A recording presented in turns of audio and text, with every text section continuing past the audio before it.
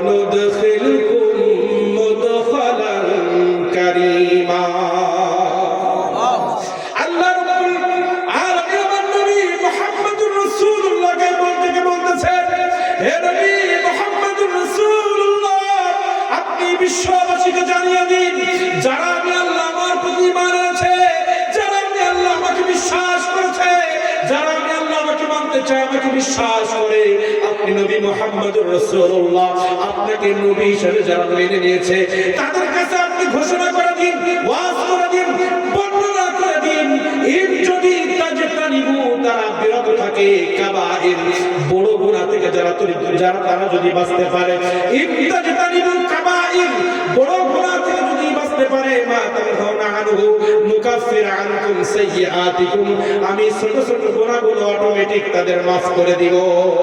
আমার নবী মুহাম্মদ রাসূলুল্লাহ বললেন, রমাদান টু রমাদান, জুমা টু জুমা, আল্লাহ রাব্বুল আলামিন বললেন, বড় বড় গুনাহ থেকে আপনার উম্মত আমার বান্দারা যদি বাঁচতে পারে, যোহরের পর থেকে শুরু করে আসরের নামাজের আগ পর্যন্ত ছোট ছোট কোন গুনাহ যদি তারা করে, আসরের নামাজ জামাতে দাঁড়িয়ে যাবে, সব গুনাহ মাফ হয়ে যাবে।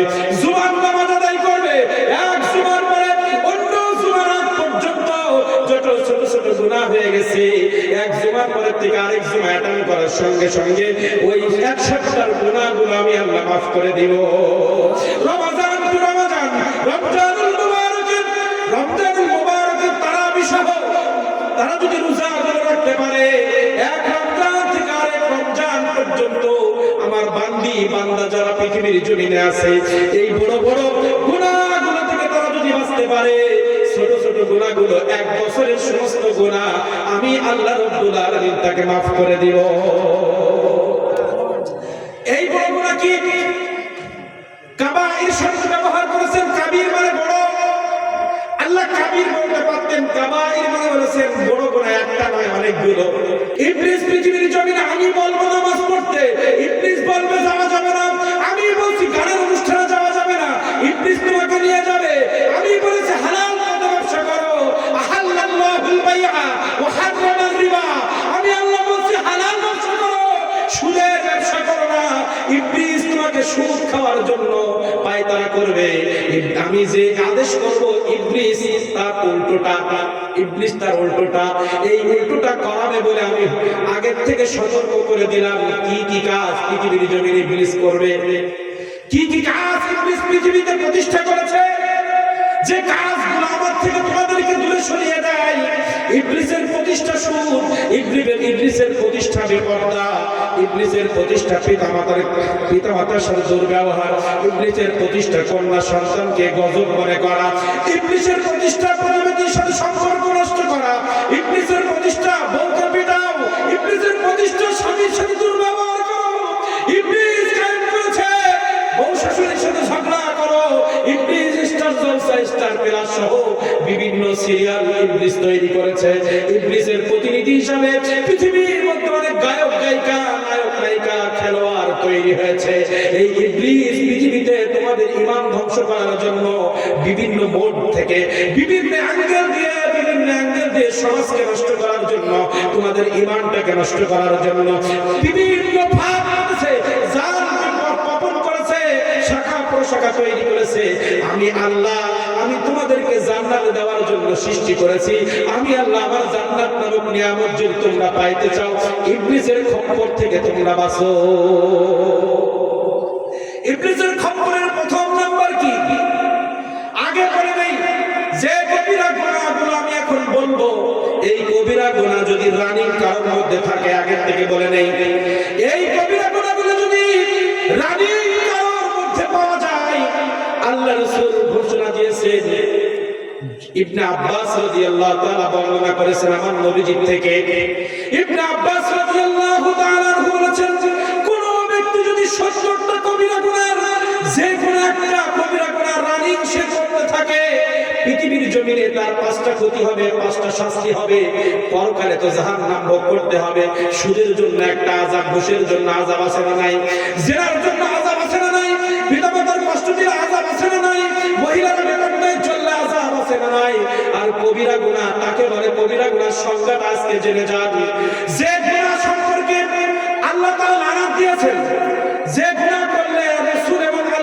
যে লানাত দিয়েছেন, এই লানাত প্রাপ্ত গুনাহগুলো কবিরা গুনাহ। যে গুনার কারণে জাহান্নামের শাস্তির ঘোষণা আছে সেইটা কবিরা গুনাহ। যে গুনাহ করলে তওবা না করলে তার কোনো মাফ নাই, সেটা হচ্ছে কবিরা গুনাহ। কবিরা গুনাহ কাকে বলে? যে পাপের কারণে আল্লাহ শাস্তির ঘোষণা দিয়েছে, যে পাপের কারণে আল্লাহ লানত দিয়েছে, যে পাপের কারণে তওবা না করলে আল্লাহ তাকে ক্ষমা করে না, এই সমস্ত গুনাহগুলোকে কবিরা গুনাহ বলে। যে পাপ করলে জান্নাত বাজে কিন্তু সেই জান্নাত থেকে আবার জাহান্নামে করে দিবে আল্লাহ। যে কাজের কারণে জান্নাত থেকে জাহান্নামে যাওয়া লাগবে, এই কাজগুলো কবিরা গুনাহ। আর এই কবিরা গুনাহ যদি কোনো ব্যক্তি, কোনো পুরুষ, কোনো যুবক, কোনো বৃদ্ধ, কোনো বৃদ্ধা, কোনো যুবতী নারী, কোনো মা বোনরা এই কবিরা গুনাহের সাথে যদি জড়িয়ে যায়, পাঁচটা ক্ষতি পৃথিবীর জমিনে হবে। এক নম্বর ক্ষতি জাওয়াদান ফিল ওয়াজ, জাওয়াদান ফিল ওয়াজ। আল্লাহ রাব্বুল আলামিন বললেন, কোন কবিরা গুনাহের সাথে যদি আমার বান্দা জড়িয়ে যায়, ইবলিসের প্রতিষ্ঠা করা, ইবলিস ভালো না খারাপ? কথা বলে, ইবলিসের প্রতিষ্ঠা করা কোন অন্যায় কাজের সাথে আমার বান্দা যদি জড়িয়ে যায়, পৃথিবীর মধ্যে প্রথম শাস্তি হবে তার চেহারার সৌন্দর্য আমি আল্লাহ কেড়ে নিব। কত কষ্টের কথা দেখেন আপনি, আমি একটু চিন্তা করেন। চেহারার সৌন্দর্য শুধু ফর্সা হলে হয় না, চেহারার মধ্যে সৌন্দর্য একটা আলাদা জিনিস। সেভ করে ক্রিম মাখলে সৌন্দর্য হয় না, বিউটি পার্লারে গেলে সাজলেই শুধু সৌন্দর্য হয় না। আল্লাহর তরফ থেকে যদি সৌন্দর্য না আসে, পৃথিবীর কোনো মেডিসিন দিয়ে ওই সৌন্দর্যে মানুষ আপনার প্রতি আকর্ষিত হবে না। আপনি যদি বিউটি পার্লার থেকে আসেন, বিয়ের অনুষ্ঠানে যখন আমার বোনেরা বসে, তখন মনে হয় হুজুর ভালো বসেছে। বাড়ির দিকে যখন মুখটা ধোই, বর তার দিকে তাকাইতে পারে না, কারণ মেকআপ করেছে। ওই মুহূর্তে অল্প সময় তাকে ভালো লাগবে। আর আল্লাহর তরফ থেকে সৌন্দর্য যদি দেয়, 24 ঘন্টা আপনার চেহারার মধ্যে নুরানি ভাব থাকবে। আল্লাহর তরফ থেকে চেহারার সৌন্দর্য আনতে গেলে কবিরা গুনাহ থেকে বাঁচতে হবে।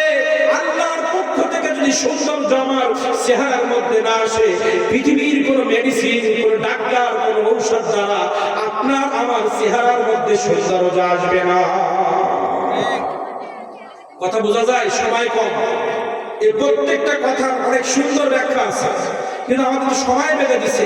কিন্তু কিছু নসিহতমূলক কথা না বললে আল্লাহর দরবারে আমাদের হিসাব দেওয়া লাগবে। শুধু খেয়েই আর কিছু টাকা নিয়ে আসছে, কোনো নসিহতমূলক কথা বলে না। এই সব কথা কার? যে কথাগুলো বলছি সব আমার নবী মুহাম্মদুর রাসূলুল্লাহ রেখে যাওয়া কথা, যেগুলো না বললে হাসরের মাঠে একদল আলেম সর্বপ্রথম জাহান্নামে যাবে, একদল হাজী সর্বপ্রথম জাহান্নামে যাবে, নামাজি জাহান্নামে যাবে, বক্তা জাহান্নামে যাবে, দানশীল জাহান্নামে যাবে, শহীদরা জাহান্নামে যাবে। কত হুঙ্কার দিয়েছে আল্লাহ। অল্প খাইব, বেশি খাওয়ার দরকার নাই, কিন্তু আমার নবীজি জীবন বাজি রেখে রক্ত ঝরিয়ে, ঘাম ঝরিয়ে, রক্ত ঝরিয়ে, ঘাম ঝরিয়ে যে ইসলাম কায়েম করে গিয়েছেন, যে কোরআন মাজিদ ইসলাম পৃথিবীর জমিনে রেখে গেছেন, সেখান থেকে আমাদের কথা বলতে হবে। আমরা সব জাহান্নামের দিকে চলে যাচ্ছি। কবিরা গুনাহ যদি কেউ রানিং করে, প্রথম শাস্তি তার সৌন্দর্য চলে যাবে। আল্লাহর পক্ষ থেকে যদি সৌন্দর্য না আসে, পৃথিবীর কোনো মেডিসিন দ্বারা সৌন্দর্য আসবে না। দ্বিতীয় নাম্বার হচ্ছে আল্লাহ রাব্বুল আলামিন তার দৈহিক শক্তি, দৈহিক একটা শক্তি আছে আমাদের, এই দৈহিক শক্তি কমে যাবে। তৃতীয় নাম্বার কলব মরে যাবে। কি হবে? কলব নষ্ট হবে। তৃতীয় নম্বর কলব নষ্ট হবে। দ্বিতীয় নম্বর দেহের শক্তি কমে যাবে। চতুর্থ নম্বর রিজিকের ভিতরে কোনো বরকত থাকবে না। পঞ্চম নম্বর পৃথিবীর মানুষের কাছে আপনাকে গালির পাত্র বানায় দিবে। এবার আসেন, যে ব্যক্তি নামাজ পড়ে না তার জন্য আমাদের গালি আছে না নাই? পাঁচটা ক্ষতি হবে। এক নম্বর চেহারার সৌন্দর্য নষ্ট, দুই নম্বর কলব মরে যাবে, তিন নম্বর দেহের শক্তি কমবে, চতুর্থ নাম্বার হচ্ছে রিজিকে বরকত থাকবে না, পঞ্চম নাম্বার পৃথিবীর মানুষের কাছে আপনাকে আমাকে ঘৃণার পাত্র বানিয়ে দিবে। জমির মানুষগুলো আমাকে ঘৃণা করবে। এখন একটু মিলায় দেখেন, আল্লাহ দৈহিক শক্তি কমিয়ে দিবেন বললেন। এইটা গবেষণা করে দেখলাম, আজকে জুমার খুতবার ভিতরে আমার আলোচনা ছিল। আমি দৈহিক শক্তি কেন কমে যাবে চিন্তা করলাম। ডাব খাইলে শরীরে ডালিম বেদানা খাইলে ডাক্তার বলতেছে বেশি বেশি সবজি খান, প্রতিদিন সবজি খান, প্রতিদিন ফলমূল খান, টক খান, একটু ফলমূল খান, দেহে শক্তি আসবে। গরুর গোশত খাইলে দেহে শক্তি আসবে, দেশি ডিম খাইলে শক্তি আসবে।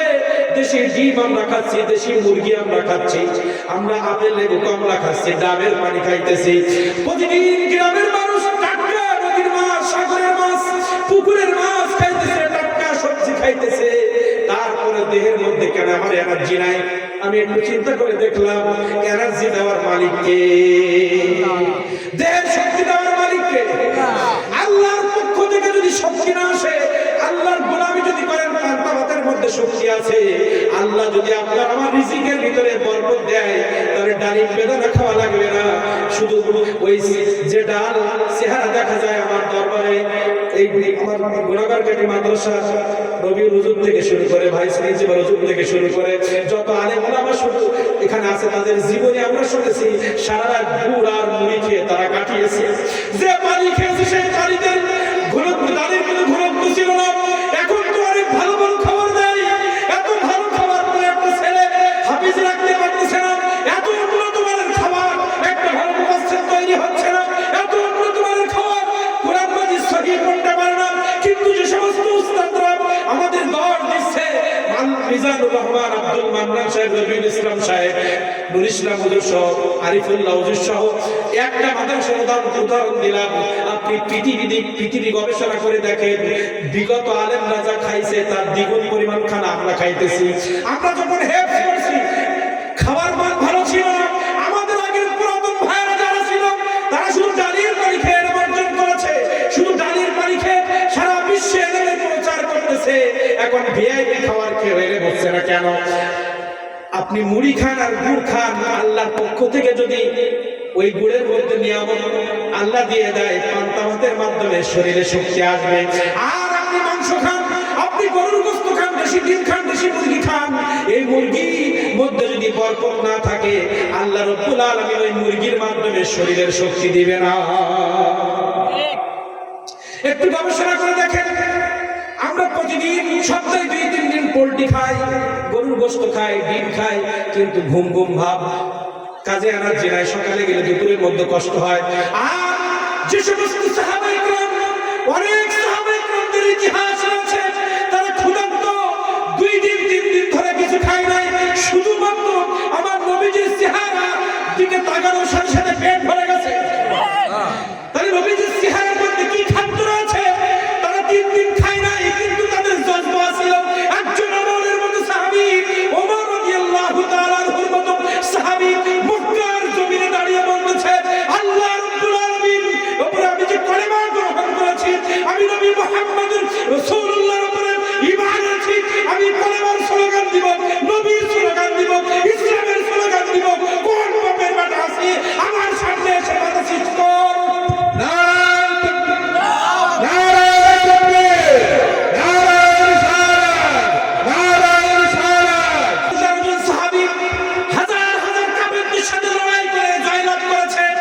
তাদের দেহের শক্তি, তাদের এত উন্নত মানের খাবার ছিল না, কিন্তু ওই খাবারের মধ্যে আমি বললাম কবিরা গুনাহ করলে রিজিকে বরকত থাকবে। তার মানে আপনি যত ভালো মন্দ খান, আপনার শরীরে ওইটা ভালো কিছু ইফেক্ট করবে না, শরীর ধ্বংস হবে।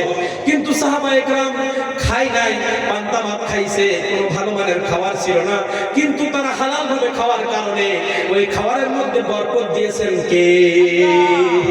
বরকতের কারণে একজন সাহাবী হাজার কাফেরদের বিরুদ্ধে লড়াই করে জয়লাভ করেছে। আজকে বাংলাদেশে হাজার নয়, লক্ষ লক্ষ পীর সাহেবের মুরিদান, আলেম ওলামার ভক্ত, বিভিন্ন সংগঠনের, বিভিন্ন ইসলামী আন্দোলনের বিভিন্ন সংগঠনের লোক, লক্ষ লক্ষ লোক মাঠে নেমে সামান্য ইসলামী অর্থনীতি কায়েম করতে পারে না, সমাজে নামে নামাজ কায়েম করতে পারে না, নামাজ কায়েমের স্লোগান দেয়, পারতেছে না। কারণ প্রত্যেকটা হুজুরের মধ্যে ভেজাল, আকিদায় ভেজাল, খাওয়ায় ভেজাল, কথায় ভেজাল। এজন্য লক্ষ লক্ষ হুজুর এক জায়গায় হয়ে এই মুসলমান রাষ্ট্রে নামাজ কায়েম করতে পারতেছে না।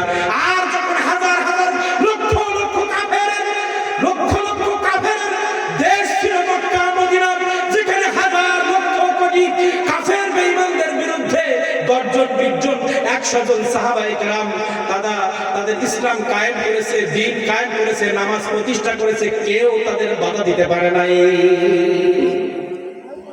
আজকে আমরা হাজার লক্ষ আলেম মিলে মানুষকে নামাজের দিকে আনতে পারতেছি না, কারণ আমাদের মধ্যে কবিরা গুনাহ ঢুকেছে। কি ঢুকেছে? বরকত কিভাবে আসবে? রিজিক শুধু খাইলে হবে না। আল্লাহ যদি আমার চাকরির ভিতরে আল্লাহ খুশি না থাকে, ওই চাকরির টাকা দিয়ে জীবনে আমার সংসার উন্নতি করতে পারবো না, সবসময় অভাব থাকবে। আর ওই ৫,০০০ টাকা বেতন, ১০,০০০ টাকা বেতন, এটা যদি হালাল হয়, ওই ১০,০০০ টাকায় আমার পরিবারে বরকত দিয়ে দিবেন কে? বুঝতে পেরেছি? তাহলে কয়টা ক্ষতি হবে? চেহারার সৌন্দর্য, যৌবন, শক্তি, দেহের শক্তি, পৃথিবীর খাদ্য দিয়ে দেহের শক্তি হবে না। আল্লাহর পক্ষ থেকে যদি ওই খাবারের ভিতরে বরকত না থাকে, যতই ভালো খান, বিরিয়ানি খান, শহরে দেখেন টেবিলের ভিতরে সবসময় দানা দানা ফল থাকে, আছে নাকি? কারণ সব তো ঘুষের টাকার বাজার, সুদের টাকার বাজার, ফাঁকির টাকার বাজার, জুলুমের টাকার বাজার, অন্যায় সম্পদ ফাঁকি দেওয়ার টাকার বাজার, ঠিক না? আসেন, তাহলে ৫টা ক্ষতি হবে। প্রথম নাম্বার কবিরা গুনাহ। আমার সময় শেষ হয়ে আসছে, আমি পিতামাতা সম্পর্কে প্রত্যেক ওয়াজের ভিতরে একটু বলার চেষ্টা করি, এজন্য ৪-৫ মিনিট সেদিকে যাব। তার আগে ১টা-২টা কবিরা গুনাহ বলি, অথবা আমি ধারাবাহিকভাবে একবার করে, কারণ প্রত্যেকটা এই ৭০টা পয়েন্টের প্রত্যেকটা কবিরা গুনাহ এগেইনস্টে কমপক্ষে ১টা থেকে ২টা কোরআন মাজিদের আয়াত আছে, ৫টা থেকে 10টা হাদিসে মোবারক আছে।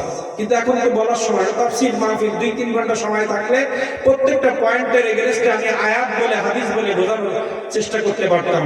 সময় কম, শুধু ধারাবাহিকভাবে কবিরা গুনাহগুলো বলে যাচ্ছি। আপনারা একটু মাথায় নিয়ে বাড়িতে যাবেন যে আমার এই গুনার সাথে আমার জীবন জড়ায় গেছে কিনা। যদি জড়ায় থাকে, দুনিয়াও শান্তি পাবেন না, পরকালেও শান্তি পাবেন না। এজন্য এর থেকে বাঁচার চেষ্টা করবেন।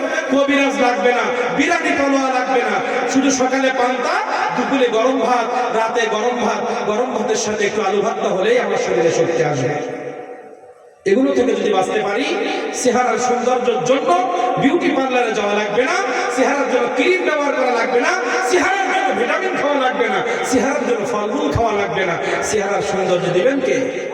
৫ ওয়াক্ত নামাজে যান না, চেহারা সুন্দর হয় কিনা? দাড়িটা রেখে দেন না বাবা, চেহারার সৌন্দর্য হয় কিনা?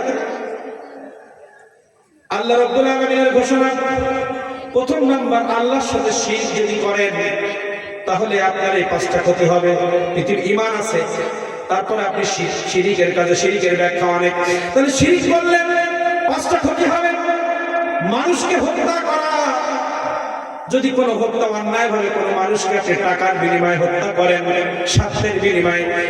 এখন হত্যার ভিতরে আবার কথা আছে, যিনি মারলো, যিনি মারার জন্য টাকা দিল, যিনি মারার জন্য সহযোগিতা করলো, সবাই কিন্তু এই কবিরা গুনাহ। যে শুধু মারে সে না, শিরক যে করে সে অপরাধী না, ওই শিরক করার জন্য যারাই সহযোগিতা করবে সবাই কবিরা গুনাহর অন্তর্ভুক্ত। শিরক করা, মানুষকে হত্যা করা, জাদু করা, এবং সুদের আদান প্রদান করা, এতিমের প্রতি জুলুম করা, যুদ্ধের ময়দান থেকে পলায়ন করা, সতী নারী, যে নারীটা পদ্মশীল নামাজি, হিংসা করে ওই নারীর নামে খারাপ কথা সমাজে শোনায় দিয়ে, এই কোন সতী এবং ভালো নারী সম্পর্কে বাজে কথা সমাজে বলা যাবে না। নামাজের শিথিলতা, ওয়াক্ত শেষ হয়ে যাচ্ছে, নামাজ পড়ি না, রুকু সেজদা দ্রুত করি, নামাজের মধ্যে যদি আপনি মনোযোগ সহকারে নামাজ না পড়েন, দ্রুত করেন, ওয়াক্ত মতো যদি নামাজ না পড়েন, তাহলে এটা কবিরা গুনাহ।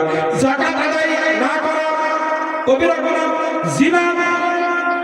জিনা ব্যভিচারে লিপ্ত হওয়া এবং ওজনে কম দেওয়া, এবং আপনার রমজান মাসে রোজা না রাখা, রমজান মাসে রোজা না রাখা, আত্মহত্যা করা, পিতামাতার অবাধ্য হওয়া, রক্ত সম্পর্কে আত্মীয় স্বজন যারা, তাদের সাথে সম্পর্ক ছিন্ন করা, সমকাম, পুরুষে জেনা, সমকাম যদি করেন কবিরা গুনাহ, বরকত পাবেন না। এই যে কোনো পয়েন্ট বলছি, এখানে কোনো একটা যদি আমাদের সাথে মহিলা হোক পুরুষ হোক আমাদের মধ্যে থাকে, আমাদের 5টা শাস্তি দুনিয়ায় হবে, পরকালে তো পরের কথা। আল্লাহ রাসূলের ব্যাপারে মিথ্যা বলা, মিথ্যা তাফসীর করা, রাসূলের সাথে বেয়াদবি করা। আল্লাহ তাআলা যে আয়াতের ব্যাখ্যা যেভাবে করেছেন, মুফাসসিরিন کرام যে হাদিসের ব্যাখ্যা যেভাবে করেছেন, যে আয়াতের ব্যাখ্যা যেভাবে করেছেন, মন গড়া ব্যাখ্যা দিয়ে মানুষকে আকৃষ্ট করে মানুষকে ইসলাম থেকে বাইরে নেওয়া, এটা মিথ্যাচার। কোরআন হাদিসের শানে বেয়াদবি করা, এটা মিথ্যাচার। শাসকদের জুলুম এবং তার সমর্থন সহযোগিতা করা, যারা জুলুম করে তারাও কবিরা গুনাহগার, আর ওই জুলুমের সহযোগিতা যারা করে তারাও কবিরা গুনাহগার। তাহলে সমাজে যারা জুলুম করে তাদের সাপোর্ট করা যাবে? যে দল, যে মানুষ মানুষের উপরে অত্যাচার করে, জুলুম করে, তাদের সাপোর্ট করলে বিপদে পড়বেন, বরকত থাকবে না। টাকা পাবেন, বান্ডিল বান্ডিল টাকা পাবেন, আর চাউলের কাঠ পাবেন, বরকত পাবেন না। অহংকার করা, মিথ্যা সাক্ষ্য প্রদান করা, মদ পান করা, জুয়া খেলা, রাষ্ট্রীয় সম্পদ আত্মসাৎ করা, গমের টাকা, চারি টাকা, গরিবের কাঠ, টাকার বিনিময়ে আরেকজনকে দেওয়া, যার দেওয়ার দায়িত্ব তার না দেওয়া একজনের দেওয়া, রাষ্ট্রীয় সম্পদ চুরি করা, গাছ কাটা, রাস্তা থেকে এই রাস্তার সরকারি যে সম্পদ আছে এই সম্পদ যদি আপনি আমি চুরি করি, রাষ্ট্রীয় সম্পদ কি ব্রিজের জন্য বাজেট হয়েছে, কন্ট্রাক্টররা খায় না, কোনো কন্ট্রাক্টরের সংখ্যার এবং বরকত নাই। রাষ্ট্রীয় সম্পদ চুরি মানে রাষ্ট্রীয় বাজেট যেগুলো হবে, ওই বাজেট যারা চুরি করবে, যারা আত্মসাৎ করবে, তারা সবাই কবিরা গুনাহগার। চুরি করা, ঘেরের মাছ, মানুষের গাছের ডাব, এই যদি কেউ চুরি করে, ঘেরের বাগদা, কাঁকড়া বাগদা চুরি করতেছে, মানে কিন্তু কাঁকড়া তো মুসলমানরা খায় না, ও চুরি করলে মানে গুনাহ হবে না, কাঁকড়া চুরি করলে গুনাহ হবে। ডাব চুরি করেন, আম চুরি করেন, শাক চুরি করেন, মাছ চুরি করেন, যাই চুরি করেন, কবিরা গুনাহ। ডাকাতি করা, মানুষের বাড়ি ডাকাতি যারা করে এদেরকে হত্যা করার নির্দেশ আছে, এই ডাকাতি করা কবিরা গুনাহ। এবং মিথ্যা শপথ করা, যেটা আমি পারবো না এরকম করে আল্লাহর নামে শপথ করা, জুলুম অত্যাচার করা, জোর পূর্ব সাদা আদায় করা, ক্ষমতা আসার আগে বাজার দখল হয়ে গেছে, এখন আসতে পারে নাই, যারা ছিল তারা তো করেছে, আমি এখন আসতে পারি না, সব বাজার সব দোকানঘাট চাঁদাবাজি শুরু হয়ে গেছে। ক্ষমতা আসলে কি হবে আল্লাহ জানে আর তারা জানে। তাহলে জোর পূর্ব সাদা আদায় করা, হারাম উপার্জন করা, মিথ্যা কথা বলা, অন্যায় বিচার করা, ঘুষ খাওয়া, সুদ খাওয়া, পোশাক পরিচ্ছদে নারী পুরুষের মধ্যে সমঝোতা বজায় রাখতে হবে। এখন কি হয়েছে, নারীদের পোশাক পোশাক পরে পুরুষ পরে, পুরুষের পোশাক নারী পরে না, হারাম, কবিরা গুনাহ। পুরুষের জন্য যে পোশাক আমার নবীজি নির্ধারণ করেছেন সেটা পুরুষ পরবে, নারীদের জন্য আমার নবীজি যে পোশাক নির্ধারণ করেছেন নারীরা সেটা পরবে, একজন আরেকজনের পোশাক পরতে পারবে না। ওজনে কম দেওয়া, অশ্লীল ভাষায় কথা বলা, অদাখেরাত করা, মানুষের দোষ ত্রুটি সমাজে ছড়ানো আছে না নাই? একটা টপিকে সারা রাত আলোচনা করা, ৭০টার প্রত্যেকটা আমি জুমায় ২ জুমায় মনে হয় ৫টা বলেছি, কয়টা? মাত্র ৫টা বলেছি ২ জুমায়, তাও কিছু শেষ হয়নি। ৭০টা অন্তত ৫-৭ তাই ৪-৫ মাস চলে যাবে, প্রত্যেকটা ব্যাখ্যা রয়েছে, আমি সংক্ষেপে বলছি, আপনাদের বুঝে নিতে পারেন। অদাখেরাত করা, মানুষের দোষ ত্রুটি অন্বেষণ করা। আমাদের সমাজে অনেক মানুষ আছে নিজে কিন্তু নামাজ পড়া নিজে ভালো না, কিন্তু আরেকজনের দোষ খোঁজার জন্য সবসময় পায়তারা করে, কি করে তারে খাটো করা যায়, এগুলো কবিরা গুনাহ। এগুলো করলে আপনার রিজিকে শেয়ার নষ্ট হবে, রিজিকে বরকত থাকবে না, কলব নষ্ট হয়ে যাবে। ধোঁকা ও প্রতারণা করা, বিদেশ পালানোর নামে টাকা নেয়, ধোঁকাবাজি করে না, আছে চাকরির জন্য টাকা নিয়ে খেয়ে ফেলেছে, চাকরি নাই, জমির কাগজপত্র ঠিক করে দেবে, টাকা নিছে বলে ওইটা খেয়ে ফেলেছে, অফিসার আবার দেওয়া, এই যে ধোঁকাবাজি, অপচয় ও কৃপণতা করা, অপচয় করা, কৃপণ যারা, এরাও কবিরা গুনাহগার। কোনো ব্যাপারে কৃপণতা চলবে না। পিতা ছাড়া অন্য কাউকে বাপ বলা, নিজের পিতাকে জীবনে একবার বাপ বলে চোখে পানি ফেলে নাই, শ্বশুরকে বাপ বলতে বলতে ঠোঁটে মুখে ফেনা উঠে গেছে, নিজের বাপকে বাপ বলেন, অন্যকে বাপ বলে বলতে যেন না, কবিরা গুনাহ। রেশমি কাপড় পরিধান করা পুরুষের জন্য, দান করে খোলা দেওয়া, মসজিদ হোক মাদ্রাসায় হোক, প্রতিবেশী গরিব অসহায় মানুষকে দান করে খোলা দেওয়া, মুসলমানকে উৎপীড়ন করা, কষ্ট দেওয়া, কোনো মুসলমানকে অযথা কষ্ট দেওয়া, সকল করি করা, মৃত্যুর জন্য বিপদে ও মৃত্যু ব্যক্তির জন্য বিলাপ করা, মানুষ মারা গেলে আমি কাঁদতে পারবো, হাই হতাম আমার সব শেষ হয়ে গেছে রে, আছে না, আমার সব কেড়ে নিছে গে, দিবে কি? আল্লাহ তো এই দিন মৃত্যু রেখেছে, আল্লাহ নেছে, আপনি কার দোষ দেন? রাসূলুল্লাহ সাল্লাল্লাহু আলাইহি ওয়াসাল্লাম সাহাবীদের ইন্তেকালে কান্না করেছেন। কান্না করা যায় না, সে বিলাপ করা যাবে না, উচ্চ স্বরে চিল্লা বেল্লা করে কান্না করা কবিরা গুনাহ, এটা করা যাবে না। জ্যোতিষী তারা ভাগ্য নির্ধারণ করা, দেখেন তো আমার ভাগ্যে ছেলে আছে না মেয়ে আছে, আমার ভাগ্যে চাকরি আছে না কি আছে, এই জ্যোতিষীর কাছে যাওয়া যাবে না। ছবি আঁকা, ছবি আঁকা, ছবি আঁকা, কোন ব্যক্তিকে অভিশাপ দেওয়া, মুসলমানকে গালি দেওয়া, বিদ্রোহ বাড়াবাড়ি করা, অন্যায় কাজে সাহায্য করা, খেয়ানত বা বিশ্বাসঘাতকতা করা, স্বামী স্ত্রীর অধিকার লঙ্ঘন করা, স্ত্রী পরে স্বামীর যে দায়িত্ব, স্বামীর পরে স্ত্রীর যে দায়িত্ব, কেউ যদি এটা দায়িত্ব অবহেলা করে সে কবিরা গুনাহগার। স্ত্রীর হক যদি আমরা আদায় না করি সংসারে শান্তি আসবে না। স্ত্রী যদি স্বামীর হক না আদায় করে সংসারে শান্তি আসবে না, পাঁচটা ক্ষতি আমাদের হবে। এবং রিয়া করা যাবে না, অহংকার করা, টাকনুর নিচে পায়জামা প্যান্ট এগুলো করা যাবে না। রিয়া, যে বক্তব্যের মাধ্যমে, যে হাঁটার মাধ্যমে, যে চাউনির মাধ্যমে আমার অহংকার প্রকাশ পাবে, এরকম কোনো পোশাক করা যাবে না। আমি এমন ভাবে রাস্তায় চলবো না তোর মানুষ দেখে বলে ছেলেটা অহংকারী হয়ে গেছে, চাকরি পেয়েছে, বিসিএস ক্যাডার হয়েছে, এমপি হয়েছে, চেয়ারম্যান হয়েছে, বড় ডাক্তার হয়েছে, এখন সে আর কারো সালাম দিতে চায় না, সে এখন বুক খোলায় চলে। আমাকে দেখতে হবে আমি কিভাবে চললে আমাকে নমনীয় বলবে, ভদ্র বলবে, আমি এভাবে আমাকে চলতে হবে। এমন ভাবে রাস্তাঘাটে চলা যাবে না, এমন ভাবে বক্তব্য দেওয়া যাবে না, এমন ভাবে কারোর সামনে বসা যাবে না যে আমার থেকে অহংকার প্রকাশ পায়। তাহলে কবিরা গুনাহ। আর কত বলবো, হতে পারবে না। দুনিয়া লাভের উদ্দেশ্যে কোনো জ্ঞান চর্চা করা যাবে না। আমি হাফেজ হলে অনেক টাকা তারাবি পড়ায় পাবো, আমি বক্তা হলে লক্ষ লক্ষ টাকা কামাই করতে পারবো, হেলিকপ্টারে চড়তে পারবো, বিমান চড়তে পারবো। এই উদ্দেশ্যে যদি কোনো বাবা মা আমার সন্তান হাফেজ হলে সবাই সুনাম করবে, এই উদ্দেশ্যে হাফিজি পড়ানো, মাদ্রাসায় পড়লে আজারিশা হেলিকপ্টার চড়ে, ওয়াকানা হেলিকপ্টার চড়ে, এনায়েতুল আব্বাস হেলিকপ্টার চড়ে, তাহলে আমার সন্তানকে ভালো মাদ্রাসায় পড়লে আমার সন্তান হেলিকপ্টার চড়বে, আমি একটি এসি গাড়ি পাবো। এইরকম নিয়ত যদি থাকে আপনার সন্তান সেরা, আপনি আমি সব শেষ। সন্তান হাফেজ হবে, মুফাসসির মুহাদ্দিস হবে, কিন্তু কোনো বারাকাত পাবো না, কোনো বারাকাত পাবো না। অতিরিক্ত পানি অন্যকে না দেওয়া, ধরেন আর তাকদীর অস্বীকার করা যাবে না। বিনা কারণে জামাত ত্যাগ করা, নামাজের জামাত ত্যাগ করা যাবে না। আজান হয়েছে, ইসলামে তো সহি থাকবেন, আপনার চেহারা নষ্ট হবে, যৌবন নষ্ট হবে, কলব পচে যাবে, মানুষ আপনাকে ঘৃণা করবে। দেখবেন যারা সুদ খায়, ঘুষ খায়, জিনা করে, মানুষের উপর জুলুম করে, যারা বেপরদায় চলে, এদেরকে মানুষ ঘৃণা করে, করে কি করে না? আল্লাহ বলেছে এই কবিরা গুনাহ যদি তোমরা কেউ করো, সে নারী হোক আর পুরুষ হোক, পৃথিবীর জমিনে মানুষগুলো তাদেরকে ঘৃণা চোখে দেখবে। আর পৃথিবীর মানুষের কাছে তাদের প্রতি ঘৃণা তৈরি আমি আল্লাহ করে দিব। হয় কি হয় না বলেন? সুদখোরকে মানুষ ভালোবাসে, ঘুষখোরকে মানুষ ভালোবাসে, বেনামাজিদের মানুষ ভালোবাসে, ঘৃণা করে। এটা আমরা চাই না, আল্লাহ করায় আমাদের, এটা আল্লাহর অবদান করবেন। আল্লাহ ছাড়া অন্য কারণ নামে কোনো কিছু জবাই করা, আল্লাহর আযাব ও গজব সম্পর্কে গাফেল হওয়া, আল্লাহ যে নামাজ না পড়লে শাস্তি দেবে এটা সম্পর্কে যদি অবহেলা করে কোনো শাস্তি হবে না। কেন হবে? মিলাদুল নবীর অনুষ্ঠান করেছি আর কি, বছরে একবার মিলাদুল নবীর অনুষ্ঠান করবো, নামাজ রোজা লাগবে না, এরকম চিন্তাধারা করলে মানে আযাব, আল্লাহ যে আমাদের আযাব দিবে গুনাহ করলে, এর থেকে গাফেল হওয়া যাবে না, স্বীকার করতে হবে, আর আযাবের ভয়ে আল্লাহর গোলামি করতে হবে। তারপরে কোন সাহাবীকে গালি দেওয়া যাবে না, আল্লাহর রহমত থেকে নিরাশ হওয়া যাবে না।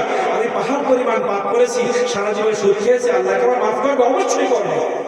আজকে জুমায় আমি একটা আয়াত পড়েছিলাম, কোন পাপীকে আপনি ধিক্কার দিতে পারবেন না। ইন্নাস সালাতা তানহা আনিল ফাহশাই ওয়াল মুনকার, আল্লাহ তাআলা বলেন নামাজ অন্যায় থেকে মানুষকে বাঁচায়। এখন নামাজের কথা আগে না অন্যায়ের কথা আগে? বলেন। তাই নামাজ পড়লে অন্যায় ত্যাগ করে, যারা অন্যায় করে তারাই তো মসজিদে যাবে। সুদখোর, ঘুষখোর, জিনাখোর সবার জন্য মসজিদ খোলা। একবার যখন বারবার মসজিদে যাবে, নামাজ পড়বে, সে দেখবে আমার দাড়িটা রেখে দেওয়া দরকার, সুদটা আমার বন্ধ করা দরকার, ঘুষটা আমার বন্ধ করা দরকার, আমি যে আল্লাহর সামনে সেজদা দিচ্ছি। এজন্য যারা পাপ করে এদের বেশি বেশি নামাজ দেওয়ার দরকার। অনেক সময় অনেকে বলে তোর নামাজ পড়লে তুই সুদ ত্যাগ করছিস, নামাজই তো তোর সুদ ত্যাগ করবে, নামাজই তো তোর পদ্মায় যাওয়ার সহযোগিতা করবে। তুই নামাজ পড়, দাড়ি রাখার জন্য আল্লাহ তোর মনের মধ্যে চিন্তা তৈরি করে দিবে। দাড়ি রাখ, নামাজ পড়, সব কিছু নামাজের মাধ্যমে। ইন্নাস সালাতা তানহা আনিল ফাহশাই ওয়াল মুনকার, তুই বাজে কথা বলতি, নামাজ পড়, বাজে কথা তোর মুখে আর আসবে না। আজকে মসজিদ খালি, নামাজে যায় না মানুষ, আমি সুদ খাই, নামাজ পড়ে তো কবুল হবে না। কবুল দরকার নেই, তুমি আল্লাহর সামনে সেজদা দাও, তোমার চেহারার মধ্যে, গরমের মধ্যে, রিজিকের মধ্যে, তোমার দেহের শক্তির মধ্যে আল্লাহ তাআলা বরকত দিয়ে দিবেন। প্রত্যেকটা অন্যায় কাজ থেকে আল্লাহ তাআলা তোমাকে নিজেই বাঁচিয়ে দিবেন। এজন্য ভাইজান বাপজান, এই কবিরা গুনাহ থেকে বাঁচার নিয়ত আমরা করছি ইনশাআল্লাহ। এতটা ইনশাআল্লাহ আমরা চেষ্টা করব, আল্লাহ বরকত দিবে। জীবনে যা কিছু করেছে দেখেন, একজন সাহাবী, কেন আল্লাহ তাআলা, আমি এই কথা বললাম পাপীদের জন্য নামাজ, এটা কেন বললাম? একজন ব্যক্তি আমার নবীজি মুহাম্মদ রাসূলুল্লাহ সাল্লাল্লাহু আলাইহি ওয়াসাল্লামের কাছে এসে বলছে, হুজুর আমি এমন পাপ করেছি, আমার কোনো ক্ষমা নাই।